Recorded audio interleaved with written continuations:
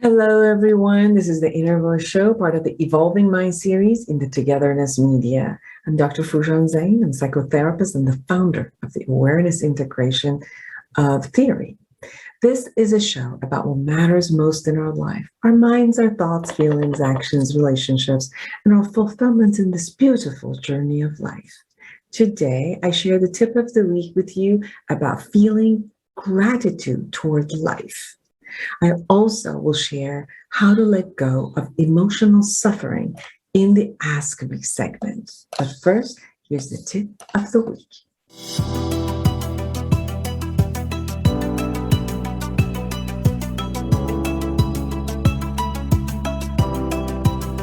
Here's the tip of the week. I completed 60 years of life this week. I remember when I was very young, about 4 or 5, I thought 40 was so old that I would not pass beyond it. Well, I guess I did. I earned 20 extra years for that little girl and committed to doing a minimum of 20 more years, more productive years. I'm the happiest I've ever been, happiest that I've ever felt in my life at this age of 60. And I feel blessed. First 20 years, I experienced the love of family, play, exploration, the wonder and the wow. And then parents' divorce, abuse, migration, loneliness, confusion, depression, and pretty much survival. And then for the second 20 years, I pursued the path of self-awareness and healing, all that had happened in the first 20 years. And for the past 20 years, I shared all that I knew about healing the inner self with people who were on a healing journey. For the next 20 years, I'm committed to supporting eradicating emotional suffering. Yes, eradicating emotional suffering. Past week, Dr. Aaron Beck, one of the founders of the cognitive behavioral theory, passed away at the age of 100. His tremendous gift to our society was to focus on our distorted perceptions and beliefs and taught us how to challenge them. His contribution to the field of psychology has been monumental. I'm forever grateful to him for what he has brought into my life personally and my career. I just finished a session with someone who had lost their parents at an early age and was abused by her adoptive father. After 6 sessions of working through the awareness integration theory, she shared that she was feeling light with no sense of depression, no sense of anger nor anxiety. She stated that her frame of mind has changed so much, and releasing the past traumas with this new perspective had left her light, feeling light, and in better communication with everyone around her. Because when she was angry, all that was showing up was anger, and it would kind of destroy the communication and intimacy and closeness to everyone around her. That is what I mean by eradicating emotional suffering, letting go of what we do to ourselves, even when we have endured the events that life has actually sprung upon us. Every day, I have the privilege of working with people who are shedding layers of their unfounded and unrealistic beliefs, learning to regulate, feel, regulate their feeling, release their feeling, and choose to cherish their life as is, or to invent a life they desire within the world as is. The subjective reality that we hold makes up the present moment and the future. I had to shift focus toward what I wanted to create versus all that I didn't want and showed up in my life, or all the results that I had in my life and was not aware how I had contributed due to some unworkable belief system and action. I notice that I'm still incongruent in my commitment to stay physically healthy. Although all the tests show that I'm healthy, it's clear my eating habits are not up to par with my optimum health. There is still a wishful, magical thinking that I can fulfill my taste buds with no consequences. So my promise and my commitment are for the next 20 years for my actions to be toward creating optimal mental and physical health for myself. And that's a promise that I'm giving also to you, so you can hold me accountable.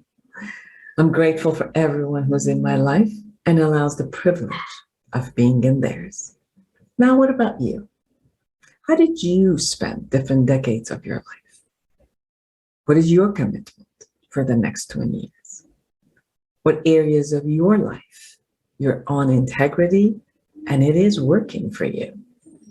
And what areas of your life have not been congruent with your life, your actions? What have you said you're committed to and have not acted that way? What's your promise in that area? And what are you grateful for? For more observational and integrative skills, go to my book, Life Reset, The Awareness Integration Path to Create the Life You Want. Thank you.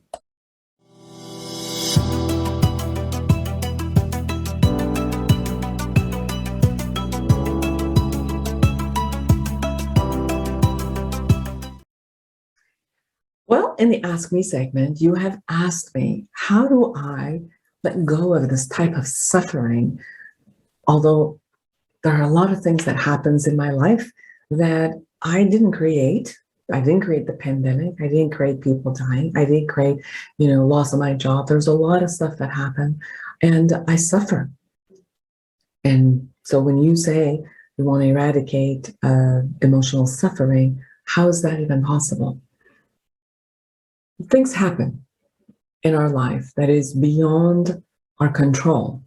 It always happens. It will always happen. There's no one on the face of the earth that you could say that is in control and in managing every single aspect.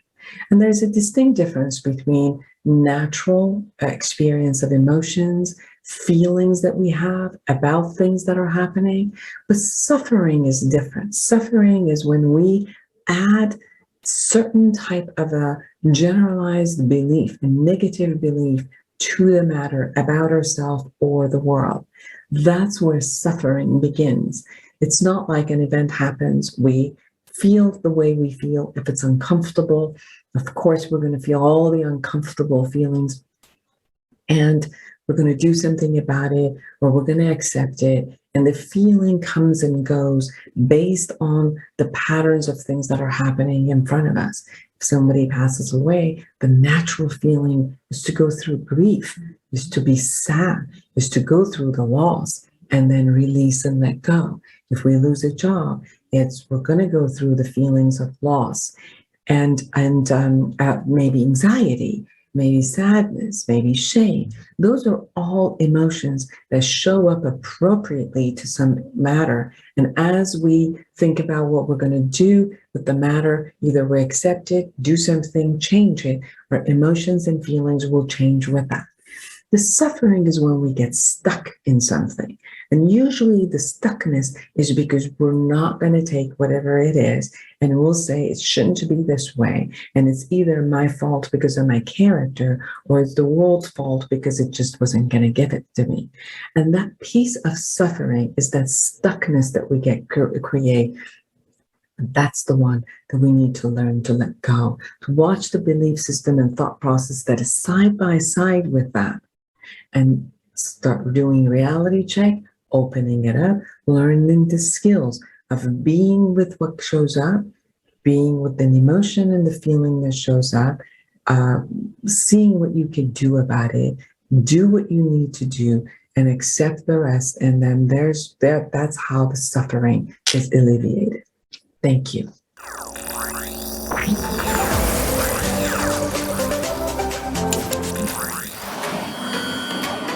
Togetherness Media. Togethernessmedia.com.